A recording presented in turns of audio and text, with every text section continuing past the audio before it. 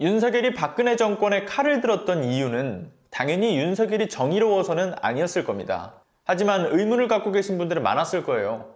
이 극우와 중도 지지율을 자신에게 몰고자 정말 다양한 정치적 발언을 일삼는 윤석열이 왜 극우 콘크리트 지지율을 무시하고 박근혜 정권의 눈엣 가시 같은 존재를 자처했는가? 그런데 그 이유가 밝혀지고 있습니다. 바로 윤석열, 자신의 아내 김건희와 장모 최은순의 계획성 범죄를 돕기 위해 자처했다라고 하는 정말 가히 충격적인 사실이 드러나고 있습니다. 안녕하세요. 시사발전소의 한지입니다. 8월 13일부터 열린공감TV에서 악의 카르텔 시리즈로 방금 말씀드린 정황에 대해 밝혀내고 있습니다. 사건의 피해자인 이성열 씨의 제보를 통해서 시작된 이야기인데요. 열린공감TV에서 밝히고 있는 이러한 내용을 짧게 정리를 해드리고자 합니다. 이성열이라는 인물에 대해서 좀 간단하게 소개를 하자면 자본금 400만 원으로 시작을 해서 연매출 500억을 바라보는 이 물류기업으로 성장을 이끌어내가지고 평택항 산업 활성화와 이 평택시 일자리 창출에 기여한 바가 정말 크다고 알려져 있는 슈퍼마린 종합 물류라고 하는 회사를 계속해서 운영해오던 인물이라고 합니다. 이런 물류회사를 운영을 해오던 이 이성열 씨의 입에서 어째서 김건희와 윤석열이 거론되고 있는 걸까요? 그리고 도대체 최순실과 우병우 그리고 김기춘의 이름은 왜 나오는 걸까요? 가히 충격적인 이야기를 전하자면 이렇습니다. 2010년 9월에 주식회사 선라이즈 F&T라는 수입산 고관세 이 농산물 회사가 설립이 되었다고 해요. 이 회사는 설립 초기부터 정말 구린내가 풀풀 풍겼는데요. 회사의 설립 창립 멤버들 8명 가운데 무려 5명이 전현직 세관 공무원 출신으로 당시 평택 세관서에서 실세라고 알려진 인물들이 만든 회사였다고 합니다. 농산물을 수입하는 과정에서 그 절차에 직간접적으로 관여가 가능한 관공서 출신들이, 그것도 그 안에서 가장 영향력이 있는 실세들이 굳이 옷 벗어 던지고 나와서 차린 회사, 뭔가 많이 이상하지 않나요? 불법적이진 않더라고 하더라도 이 절차상의 허점을 노린 사업 전략과 이 관공서의 뒷배를 두고 움직이며 충분히 영향력을 행사할 수 있을 것 같은 회사라는 느낌이 강하게 들 수밖에 없습니다. 선라이즈라는 회사는 수입산 고관세 원물 농산물을 들여와가지고 자체적인 가공 과정을 거쳐서 저관세 농산물로 만드는 목적으로 설립된 회사인데, 이 현업 종사자들의 말에 따르면 애초에 설립 목적 자체가 매우 이상하다고 평가를 해요. 게다가 여기서 더 이상한 건 뭐냐면요, 선라이즈는 고작 24평 정도의 컨테이너를 가지고서 원물을 수입해가지고 가공을 하는 일을 한다라고 이야기를 하니 누가 봐도 이상한 회사일 수밖에 없겠죠. 선라이즈가 끼치는 영향력만 두고 보더라도 컨테이너 하나만으로 이 가공 설비를 모두 갖추고 그 막대한 원물을 모두 가공 처리할 수 있는 것은 불가능할 수밖에 없습니다. 이런 이상한 회사가 할 일이라고 하는 것은 당연히 누가 봐도 불법적인 일을 처리하기 위해서 만들어졌겠구나 하는 그런 확신이 들게 만들 수밖에 없겠죠. 이런 확신은 당연히 들어맞았고요. 선라이즈는 2010년부터 2012년까지 전국 농산물 시장으로 이 원물을 밀수해서 관세 포탈과 세금 탈루를 해서 팔다가 2013년부터는 대기업과 농협에 판매를 하면서 대규모 밀수와 관세 포탈, 이 세금 탈루를 계속해서 이어갔다라고 하죠. 그런데 여기서부터 익숙한 이름들이 좀 등장을 합니다. 최순실, 고영태, 천홍욱 당시 관세청장, 이상기 당시 인천조사과장, 최능하 관세청 당시 감찰과장 등이 연루되어 있다, 이런 이야기가 나왔죠. 이렇게 기반도 이상한 신생회사가 갑자기 동종 업계들을 다 무너뜨리면서 성장할 수 있었던 이유는 뒷배가 최순실이었기 때문이었겠죠. 그리고 현업 종사자들이 말하는 선라이즈가 받는 가장 큰 특혜는 그들이 성장할 수밖에 없었던 이유에 이 황해 경제자유구역에 자리 잡은 유일한 농산물 가공업체였기 때문이라고도 이야기를 합니다. 그런데 역시나 이것도 최순실의 영향력이 닿았다고 보여지는 정황들이 나타나고 있죠. 선라이즈가 그 구역에 자리를 잡은 뒤에요, 갑자기 법 개정이 아주 신속하게 이루어졌어요. 2012년 이후에는 세관장의 협의를 거치지 않으면 해당 구역에 업체가 들어갈 수 없도록 막아버립니다. 이런 법 개정과 더불어서 선라이즈 이후에 다른 업체들에 대해서는 세관장과의 협의는 이루어지지 못했고요. 정부 차원에서 직접 황해경제자유구역에는 농산물 가공업체를 들이지 못하게 철저하게 막아버리게 됩니다.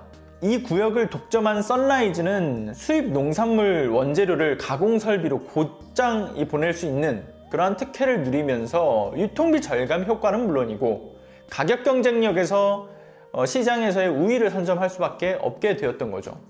헌데 다시 말하지만요, 애초에 24평 정도의 컨테이너를 통해서 이 막대한 원물을 가공할 설비는 그 어디에도 없었습니다. 그런데 그들이 노리고 있었던 것은 무엇이었을까요?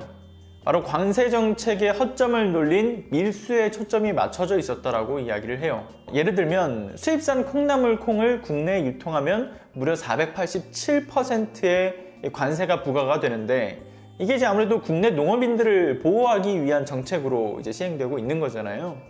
그런데 이 정책에도 정말 애매한 허점이 있어요. 바로 이 수입산 콩나물 콩을 재배를 위한 목적으로 수입을 하게 된다고 하면 관세가 고작 27%만 적용을 받는다는 허점. 이처럼 썬라이즈는 고관세 품목들만 골라서 들여왔고, 이것을 가공 목적으로 관세를 확 낮춰서 들여옵니다. 그걸 시장에다가 풀어버린 거죠. 법으로 막혀있는 고관세 품목들을 이 농산물을 가공하는 업체라고 명분을 앞세워가지고 관세를 수백 배 낮춰가지고 들여오고, 이걸 직접적인 유통까지 한다라고 하면 수천 수만 개에 달하는 포대자루에 돈을 그냥 마구잡이로 쓸어 담는 거죠. 이 과정에서 수많은 정치인과 검찰 그리고 경찰 등이 힘을 쓰면서 도왔는데, 당연히 이렇게나 많은 돈이 권력자들에게 유통이 되는 그 과정 속에서는 돈을 쓸어 담는 썬라이즈에게 방해가 되는 업체라든가 사람들은 다 조용히 처분이 되었겠죠. 이에 대표적인 사건도 있었습니다. 바로 평택 직할 세관 직원의 금품 수수 사건이라고 합니다. 이 사건에 대해서도 좀 짧게 이야기를 하자면요, 경찰 수사가 진행이 되면서 이 사건이 또 단순한 금품 수수가 아니구나, 계속해서 수사를 하면 할수록 썬라이즈 쪽과의 유착관계가 꼬리가 잡혔는데, 이 사건의 당사자인 세관 공무원은 그 과정에서 정말 이곳저곳에서 이루 말할 수 없을 정도로 과도한 압박에 시달렸다고 해요. 썬라이즈 쪽에서, 그리고 관세청에서, 그리고 검찰에서, 경찰에서, 그리고 정계에서 정말 수도 없이 많은 루트를 통해서 썬라이즈와의 유착관계의 그 고리를 끊어놓기 위한 압박이 들어왔을 겁니다. 결국 해당 공무원은 어떻게 됐냐면요, 자신의 아파트 다용도실에서 숨진 채 발견이 되었다고 해요. 제보자 이상열 씨의 주장대로라고 한다면 경찰의 주장처럼 자살로 확정짓기는 어렵다라고 이야기를 합니다. 타살로도 충분히 보인다라고 이야기를 하는 거죠. 근데 그도 그럴 게, 왜냐하면 당시 썬라이즈에 대해서 불공정 거래 의혹을 제기했던 경쟁사들은 하나둘 자취를 감춰버렸거든요. 죄 없는 업체들을 도산시키고 신고한 업체들은 온갖 비열한 방법으로 부도나게 하는 그런 방식을 취하는 등, 그 과정에서 누군가 하나 정말 쥐도새도 모르게 어떻게 하는 게 그들의 권력으로 어렵지 않음을 이상열 씨는 그 불안과 공포 속에서 직감을 했을 겁니다. 이상열 씨 같은 경우도 이 썬라이즈의 관세 탈루에 대한 신고를 해오다가 바로 이런 폭풍에 휘말리게 된 인물 중 하나인데요. 이상열 씨에게 갑자기 어느 날인가 이 수입 원물과 곡물을 유통하는 사업가들 중에서 정말 가장 큰 힘을 갖고 있는 사업가가 찾아와서 투자를 약속을 했었다고 해요. 그러고선 일반 창고를 냉동과 냉장 창고로 개조하는 사업으로 확대를 해보자 라는 정말 달콤한 이 제안을 했는데, 이 과정 속에서 이상열 씨는요, 함께하던 창고 제작업체가 갑자기 돈만 먹고 튀거나 세관원 직원들이 물류창고로 와가지고 물건을 훔쳐가거나 제안을 한 사업가와 자꾸 이 약속한 일정을 맞추지 못하는 그런 문제가 생겨버리게 됐는데, 알고 보니까 이 일을 주도한 게 이 투자를 약속한 큰손 사업가가 직접적으로 꾸민 일이었다라고 이야기를 하는 거죠. 그런데 여기서 충격적인 사실은 그 큰손 사업가가 바로 윤석열 검찰청장의 아내 김건희, 그녀의 막내 고모부 바로 장진호라는 겁니다. 이상열 씨의 말에 따르면 썬라이즈 F&T의 실제 지배구조는 최순실과 고영태, 그리고 천홍욱, 이상기, 최능아, 우병우, 김기춘 등 그 뒷배들이 탄탄하게 그들을 비호해주고 있었다고 이야기를 합니다. 헌데 당시 썬라이즈에 의해 경쟁사들이 줄줄이 사라지고 있던 시기는 국정농단 사건 등으로 여러 수사가 특검으로 진행이 되고 있던 시기인데 윤석열이 수사팀에 있었죠. 그리고 여기서 더 충격적인 것을 하나 덧붙이자면 그때 당시 시기가 이제 평택항이 당시 세계 최대의 차이나타운을 짓겠다 뭐 이런 얘기가 나오면서 되게 다양한 발표들이 쏟아져 나왔었어요. 그때 투기바람이 엄청나게 이제 시달릴 때였는데 당시 그 개발 사업이 평택과 일부 지역으로 선정이 되면서 여기에 장가 항우민이라고 하는 중국 물류 회사가 무려 240억을 투자해서 들어왔다라고 합니다. 그런데 이 중국 자본 투자보다 더 많은 투자를 했던 곳이 어디냐면 바로 무려 340억 원을 투자해 들어왔던 도이치 모터스입니다. 자, 그럼 여기서 이성열 씨가 생각할 수 있는 이 합리적인 의심은 무엇일까요? 최순실을 비롯한 박근혜 정권 핵심 인물들이 이 지배구조에 연관된 썬라이즈에 직접적으로 도움을 주는 현직 관세청 고위 직원들과 썬라이즈 경쟁사주들과 자신에게 들어오는 수많은 압박들, 게다가 김건희의 뒷배를 봐주고 있는 것으로 이미 널리 알려져 있는 이 도이치모터스의 투자, 매우 의심스러운 정황인 거죠. 이 과정에서 수많은 경쟁사들은 윤석열 그 일가들이 이 썬라이즈라는 관피아들이 만들어낸 거대한 돈주머니를 털어먹기 위해 발생이 된 희생양으로 전락이 된 겁니다. 이성열 씨는 열린공감TV에 출연을 해서 자신이 받은 공격에 대해 증언을 했는데요. 이러한 공격은 이성열 씨뿐 아니라 정말 다른 이 경쟁사주들에게도 동일했을 것으로 보여요. 철저히 사회로부터 고립시키는 악질적인 계획들, 이 이성열 씨가 말하는 지옥 같은 나날들은 이렇습니다. 직원들이 횡령하게 만들고요. 직원들과 그 외 주변 사람들에게 민형사소송을 걸지를 않나. 그것도 좀 터무니없는 이유로요. 그리고 관세청에서는 관세법 위반으로 불법 체포를 하는 어떤 압박을 걸고 그 과정에서 농심의 자회사인 태경농산과 태경농산의 하수라고 할 수 있는 이 남성유통의 안길준이라고 하는 인물 등을 통해서 2015년부터 작년까지 5년에 걸친 소송을 겁니다. 심지어 이성열 씨 회사와는 전혀 관계가 없는 이종 사촌 동생 이창현 씨를 대상으로 해서 10억 원을 횡령했다라고 주장을 하며 이 특정범죄가중처벌법으로 괴롭혔다라는 이야기도 하고요. 이성열 씨의 주장에 따르면요, 평택세관 정창조와 정태명이라고 하는 인물이 이 사전 공모를 해가지고요, 공문서를 위조하고 슈퍼로지스와 관계가 전혀 없는 이종 사촌 동생 이창현 씨를 대표이사로 꾸몄다라고 하죠. 그런데 범죄 사실에 슈퍼로지스 대표이사로는 등재가 되어 있는데, 그러니까 범죄 사실에는요. 그런데 대표이사 임원 등기를 끊어다 보니까 이창현 씨는 아예 없다라고 해요. 그러니까 압박을 하려고 억지로 엮었던 거죠. 그렇게 거짓된 문서로 체포영장을 발부받아 집행을 해가지고 이종 사촌 동생과 자신의 친동생이 함께 구속이 되었다고 해요. 근데 여기서 더 황당한 거는요, 구속된 것을 이제 알게 된 이성열 씨가 전화를 걸었대요. 그런데 이상한 게 뭐냐면 전화를 받은 검찰이 그 전화를 받고 나서 바로 풀어줬대요. 여러분들 이게 상식적으로 이해가 가시나요? 아니, 체포영장을 발부할 정도로 굉장히 심각한 그런 범죄 어떤 혐의점이 있기 때문에 데려간 걸 거 아니에요. 그런데 전화를 하니까 바로 풀어줬다.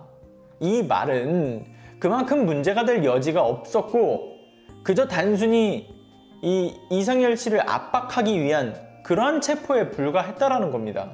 이를 위해 검찰에서 수를 썼고 재판부에서는 공문서 위주로 분명 알지 못하고 체포영장을 이렇게 발부해줬다고 할지언정 분명 그 유착관계에서는 전혀 관계가 없다고 볼 수가 있을까? 그건 좀 의심스럽죠. 그러니까 저는 개인적으로 생각했을 때 정치, 언론, 검찰, 경찰, 재판부까지 한몸 한뜻으로 움직였을 가능성이 상당히 높다고 생각을 합니다. 그리고 그 가운데 핵심은 윤석열과 그 가족이 있을 가능성이 아주 높은 상황인 거고요. 이성열 씨의 증언은 앞으로도 계속될 거라고 하는데요. 그가 5년 이상의 정말 기나긴 이 시간 동안 무수히 많은 압박과 심지어는 폭력을 당해가지고 이가 빠지고 심지어 정말 중요한 것이 녹음된 휴대폰을 2번이나 빼앗기는 등의 일이 있었다고 하죠. 그리고 그 사이 총 3번의 자살 시도를 했다고 합니다. 일반인에게 대기업이 이유를 알 수 없는 횡포로 중형을 살게 하는 특가법 횡령죄 소송이 들어오고 심지어 주변인들에게도 말도 안 되는 공격을 가합니다. 그렇게 자신과 친밀한 관계에 있던 사람들은 모두가 왼수가 되어 인연을 끊어버렸습니다. 계획 중이던 또는 이행 중이던 사업은 틀어져 버리고 거래하던 업자들도 갑자기 계약을 파기해버려요.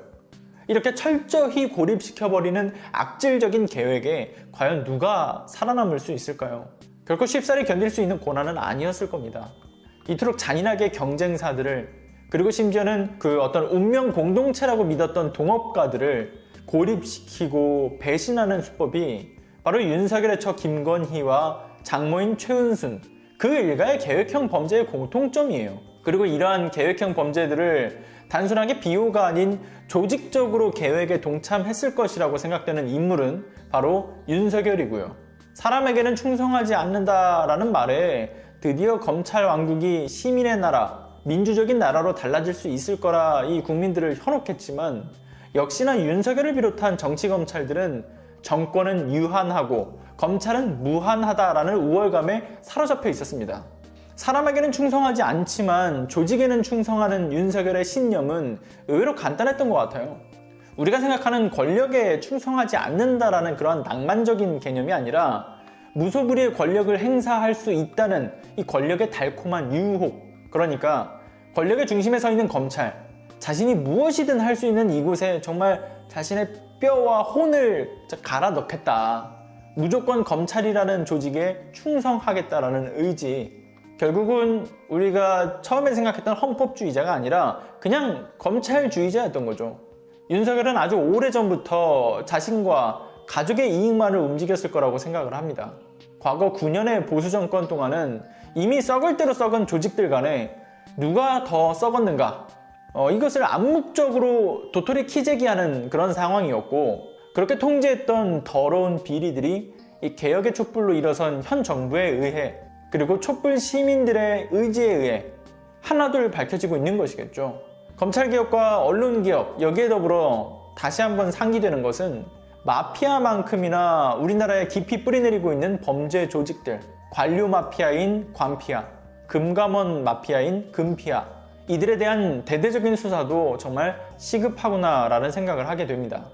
공직자면서도 범죄 조직에 버금가는 적폐 무리가 여전히 남아있는 상황 속에서 늘 이러한 문제는 민생 문제, 그리고 정치개혁, 검찰개혁, 언론개혁이라는 포커스에서는 이상하게도 논외로 벗어났기에 그들은 갖은 횡포를 서슴없이 부리고 이렇게 검찰과 경찰, 그리고 재판부와 정치와 긴밀한 관계로 유착하고 있었습니다. 많은 사람들이 이걸 알게 하는 게 우선이라고 생각을 하고요. 그래야 함께 목소리를 내고 비로소 죄를 지은 자들이 모두 공정하게 처벌받고 본래의 정의를 되찾을 수가 있겠죠. 아무튼 오늘은 여기까지 하겠습니다. 구독과 좋아요, 알람 설정 부탁드리고요. 오늘도 끝까지 시청해주셔서 대단히 감사합니다. 최순실 씨와 만나서 실망을 시키지 않을 것이다, 이렇게 밝혔다는데 관세청장 임명까지 최순실 씨가 좌지우지했다라는 검찰 수사 내용이 오늘 나와 있습니다. 도대체 이게 어떻게 된 일인지 인사농단 저희가 출력물로 준비를 해봤습니다. 함께 보시죠. 관세청장까지 최순실의 마수가 뻗쳤습니다. 최순실에게 최선을 다할 것, 관세청장의 다짐. 2016년 5월에 내정된 천홍욱 관세청장, 지금 현재 관세청장입니다. 현재도 천홍욱 관세청장, 사진에 보이죠? 취임 직후 강남구의 삼성동의 한 식당에서 최순실을 만나서 식사를 합니다. 그 자리에서 최순실이 민간인이 관세청장 되기 쉽지 않으니 열심히 하라, 지시 내용이죠. 뭐뭐 하라, 열심히 하라. 천홍욱 관세청장이 실망시켜드리지 않도록 최선을 다하겠다, 최순실에게 그때 당시 이렇게 다짐을 했다는 게 검찰이 밝힌 내용입니다. 천홍욱 청장은 앞서 지난해 4월 말 강남구 관세청 근처 카페에서 고영태와 만나서 면접을 본 것으로 검찰 수사 결과 드러났습니다. 면접 볼 당시 천 청장은 국가관세종합정보망 운영연합회 회장 신분이었습니다. 사실 관세청에서 관세청장 후보로 제출한 3배수 리스트에도 천홍욱 당시 운영연합회 회장은 포함이 되어 있지 않은 상황에서 고영태와 면접을 본 겁니다.